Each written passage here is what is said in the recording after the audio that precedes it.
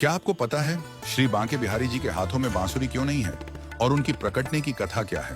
तो आइए जानते हैं। श्री बांके बिहारी जी का प्राकट्य मार्गशीर्ष मास की शुक्ल पंचमी तिथि को बड़े धूमधाम से मनाया जाता है। वे स्वामी हरिदास जी के माध्यम से प्रकट हुए थे।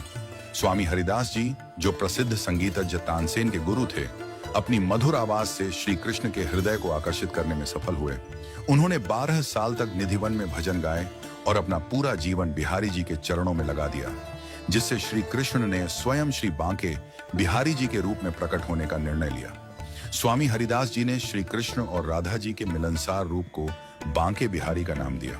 स्वामी हरिदास जी के गुरु स्वामी विशुद्धानंद देव जी ने स्वामी हरिदास को पहचान लिया था और कहा था कि वे राधा जी की प्रिय सखी ललिता का अवतार हैं। जब श्री बांके बिहारी जी प्रकट हुए तो उनके साथ राधा जी भी थीं। राधा जी ने स्वामी हरिदास से कहा कि वह उनकी सेवा करें, लेकिन स्वामी हरिदास जी का शरीर वृद्ध था और वह दोनों की सेवा एक साथ नहीं कर सकते थे। तब राधा और कृष्ण दोनों एक साथ समाहित हो गए। इसके बाद स्वामी हरिदास जी ने एक आकार में सेवा करने की विधि की शुरुआत की। अब बात करते हैं कि श्री बांके बिहारी जी के हाथ में बांसुरी क्यों नहीं है।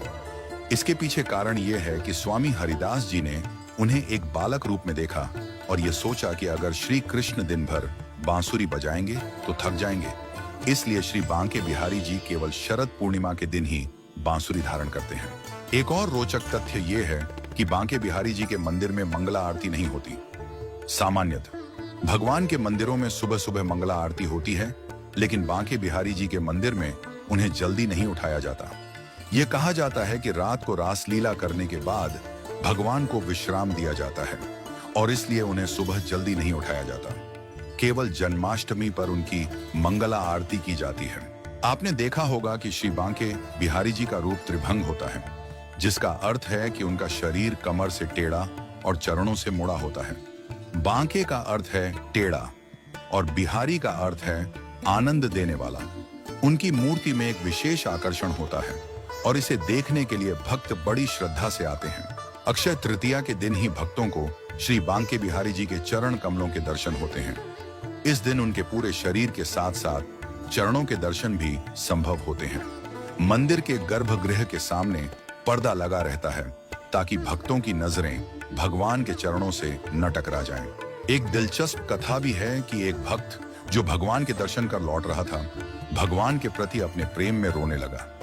भगवान बांके बिहारी जी ने उसकी भावना को समझा और मंदिर के पर्दे के पीछे से उसकी श्रद्धा के अनुसार निकल पड़े। अगर ये दिलचस्प कथा आप सुनना चाहते हैं तो कमेंट बॉक्स में बांके बिहारी लाल की जय अवश्य लिखें।